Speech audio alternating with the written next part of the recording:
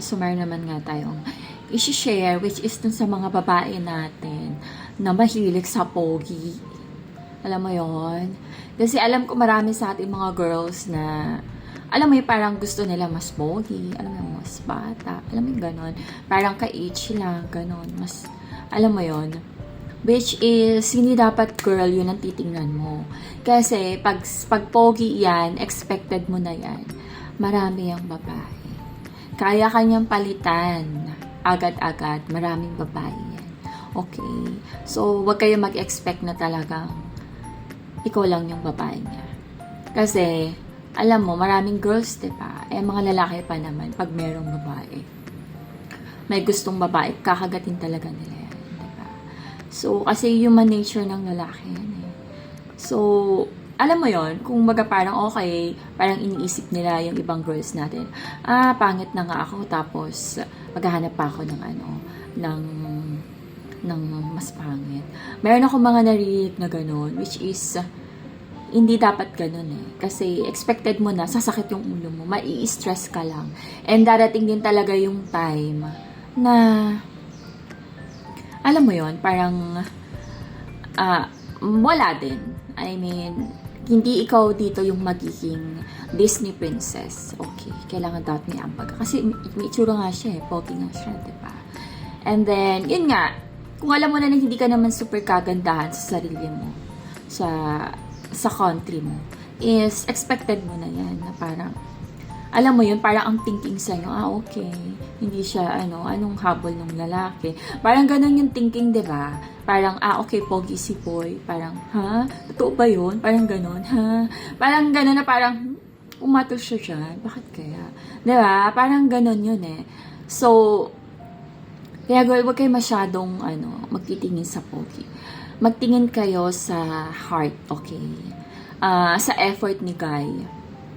Di ba parang, before, parang, oh my God, parang nakakatakot kasi pag pogi, parang alam mo na marami siyang babae, diba? Pero kapag yung hindi naman kapogi, sobrang lamang na lamang talaga yung looks mo, alam mo yan, parang okay, hindi mo kaya mawala, diba?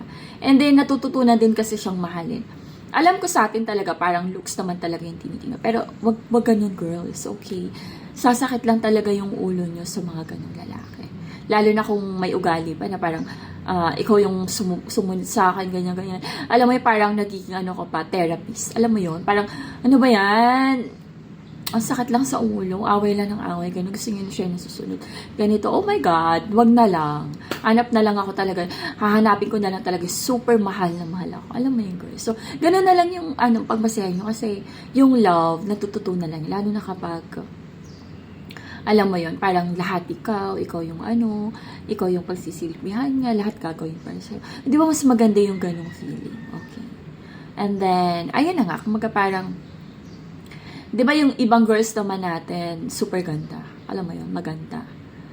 And then, dapat ka-level niya din yung lalaki, di ba? So, parang niisip na, ba't ako papayag? Sobrang ganda ko, tapos papatol ako sa ganyan-ganyan, di ba?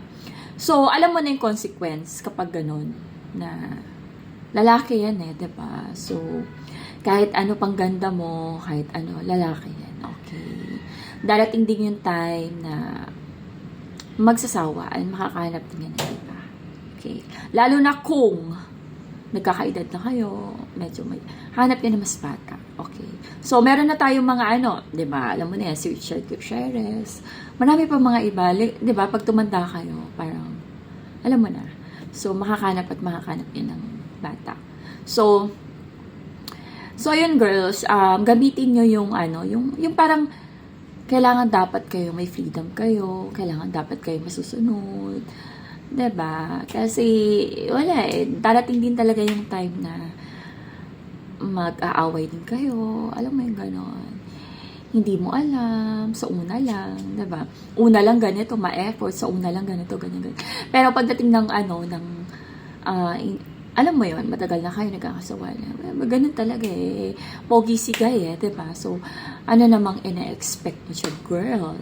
So, ayun na nga. Mas maganda yung talaga yung kayo yung nasusunod, parang kayo yung pagsisilbihan niya, gagawin lahat para sa'yo, nag-e-effort. Diba? Actually, mga ganyan ngayon, mga Pinoy, bibira na yung ganyan eh. Diba? Pero ayun na nga, so girls, hindi wag kayo papayag na ano, na alam mo yon masyadong pogi. Alam mo yun, super pogi talaga kasi sakit lang talaga ng ulo yan. Okay, mag-single na lang kayo girls. Kung kung mahilig kayo sa mga ganyan-ganyan pogi. Hanggang crush na lang or kahit wag parang pambata lang yung crush eh, 'di ba? At the age of ganyan-ganyan. Hindi na uso yung mga ganyan-ganyan crush.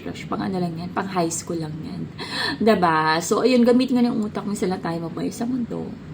Yung iba pa nga dyan, naalala ko nagpapabuntis eh, para maganda yung life. Oh my God! So ano ngayon? So mga nagpabuntis dyan, girls, sa mga pogi, ano kayo ngayon? I mean, di ko naman nila lahat eh, pero ano na ngayon? Anong life nyo? I mean, di ba? Hindi lang yan pag sa lalaki, wag kayong titingnan sa itsura, okay? Tingnan nyo yung puso, yung effort, yung ano bang kaya niyang gawin para, maging happy ka, okay? So, ayun lang yung titingnan nyo, girls, okay? So, thank you for watching and sana marami ka natutunan. Thank you. Bye.